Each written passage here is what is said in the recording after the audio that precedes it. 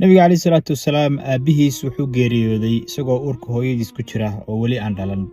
hooyadiis aamina bintu wahab markii ay dhashay waxaa loogu bishaareeyey dhalashadiisa awowgiis cabdulmudalib intuu farxay oo nabiga calayhi salaatu wasalaam u yimid oo qaaday oo kacbada la soo dawaafay ayuu wuxuu u bixiyey maxamed. magaca maxamed nabiga calayhi salaatu wasalaam qof ugu horreeyey isaga ma jirin. nabiga calayhi salaatu wasalaam waxaa la geeyey baadiyaha si ay u soo noojiso xaliima assacdiya 2 sano. xaliima assacdiya nabigu calayhi salaatu wasalaam markuu ku soo biiray nolosheeda waxay aragtay barakada nabi maxamed calayhi salaatu wasalaam uu leeyahay. 2 sano oo naasnuujintu markay u dhammaatay ayay waxay ka dalbatay aamina bintu wahab in 1 sano ay sii hayso oo uu la sii joogo. maalin maalmaha ka mid ah isagoo baadiyaha reer bani sacad nabi maxamed calayhi salaatu wasalaam jooga oo wiilal yaryar oo isku da' yihiin la ciyaaraya baa waxaa u yimid malaku jibriil. markaasuu intuu qabtay oo dhulka dhigay oo laabtiisa jeexay oo wadnihiisa soo bixiyey ayuu wuxuu ku dhaqay weel dahab ka samaysan, wuxuuna ka jaray meeshii shaydaanku uu ka soo geli lahaa qalbigiisa oo uu ka waswaasin lahaa. markaasuu intuu wadnihiisii qaaday ayuu wuxuu ku celiyey laabtiisii, kadibna meeshii ayuu talo. carruurtii yaryarayd way naxeen, hooyadoodba intay u tageenba waxay ku dhaheen maxamed wuu dhintay. xaliima sacdiya intay baqday ayay waxay u timid nebi maxamed calayhi salaatu wasalaam. markaasay waxay u timid isagoo naxsan oo laabtiisana dhaawacii uu ku yaallo. markaasay intay soo qaaday ayay waxay u keentay hooyadiis aamina bintu wahab. nabiga calayhi salaatu wasalaam hooyadiis aamina bintu wahab iyaduna waxay geeriyootay isagoo 6 sano jira. waxaa kafaalo qaaday oo soo koriyey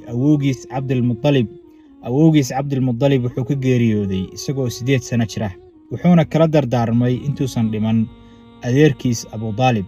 nabiga calayhi salaatu wasalaam waxaa soo koriyey adeerkiis abudaalib. da'diisu markay ahayd 15 sano ayuu wuxuu bilaabay inuu shaqaysto. shaqadii ugu horreysay oo uu bilaabay waxay ahayd inuu reer Maka u raaco ariga.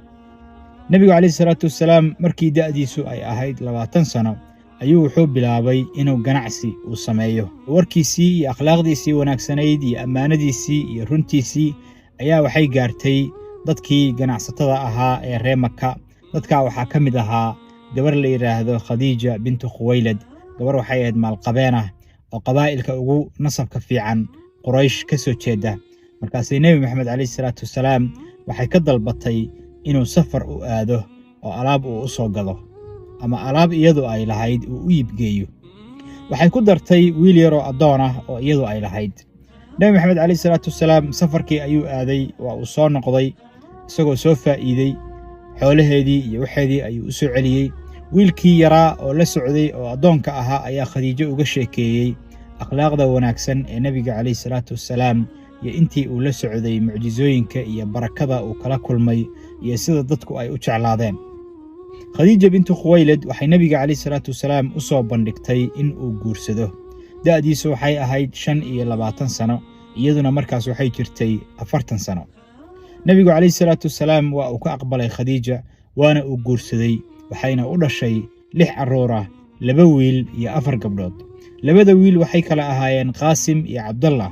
4 gabdhoodna waxay kala ahaayeen Zaynab, Kalthum, Faatima iyo Ruqayya. nabiga calayhi salaatu wasalaam markii da'diisu ay ahayd 35 sano ayaa daad intuu magaaladii Maka soo galay wuxuu ka dumiyey qayb ka mid ah Kacbadii.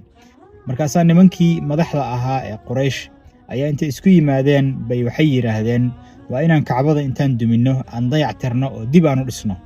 markaasaa intooda badani ka soo horjeesteen waxay yiraahdeen war Kacbada haddii aan duminno cadaabkii ku dhacay Abraha al-Habashi amuu nagu dhacaa.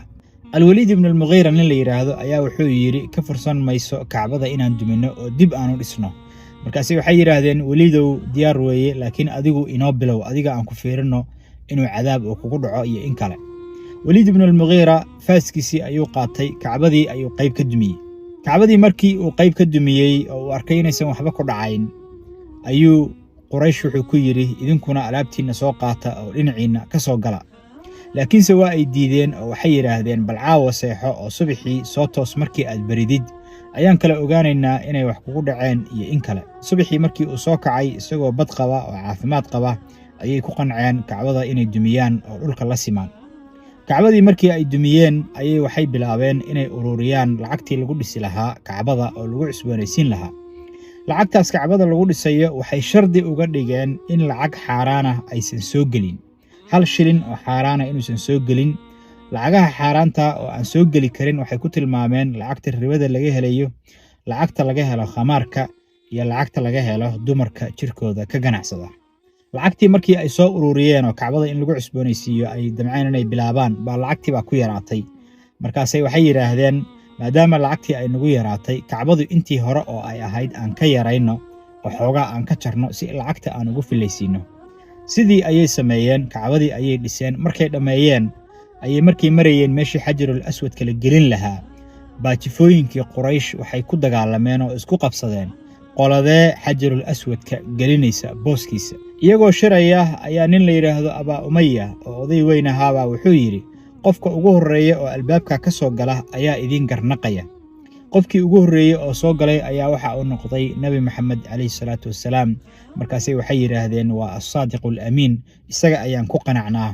Nabi Maxamed calayhi salaatu wassalaam markii uu u yimid ayuu wuxuu ku yiri, waxaad samaysaan mara soo qaada xajarul aswadka marada saara, aniga ayaa qaadaya oo meeshiisa gelinaya. waa ay ku qanceen taladii Nabiga calayhi salaatu wassalaam. sidii ayay sameeyeen. Nabiga calayhi salaatu wassalaam ayaa xajarul aswadka booskiisii geliyay. nebigu weligiis nebinimadiisa ka hor asnaamta Quraysh ay caabudi jireen weligiis ma caabudin, uma sujuudin, xafladahooda kama qaybgelin, wax uma gowracin, mana baryin. weligiis wuu dareensanaa in Allah subxaanahu wa tacaala khaaliqan kownkan abuuray uu jiro oo mudan keligiis in la caabudo. nebigu calayhi salaatu wassalaam wuxuu ku cibaadaysan jiray oo ku khalwoon jiray god la oran jiray Qaaru Xiraa oo ku yaala buurta Nuur ee ku taala magaalada Makka. da'diisu markay ahayd 40 sano ayaa maalin maalmaha ka mid ah isagoo ku cibaadaysanaya godkii Qaaru Xiraa ayaa waxaa u yimid malaku Jibriil. markaasuu intuu qabtay wuxuu ku yiri iqra akhri. markaasuu nebigu calayhi salaatu wassalaam wuxuu yiri war anigu wax ma akhriyo waxna ma qoro, ummi baan ahay. markaasuu mar labaad intuu qabtay wuxuu yiri akhri. markaasuu wuxuu yiri war anigu wax ma akhriyo waxna ma qoro. markaasuu mar saddexaad intuu qabtay wuxuu yiri akhri. markaasuu wuxuu yiri war anigu waxna ma qoro waxna ma akhriyo. markaasuu malaku Jibriil wuxuu ku akhriyay 5 aayadood oo ugu horeysa suuratul Alaq. اقرأ باسم ربك الذي خلق خلق الإنسان من علق اقرأ وربك الأكرم الذي علم بالقلم علم الإنسان ما لم يعلم.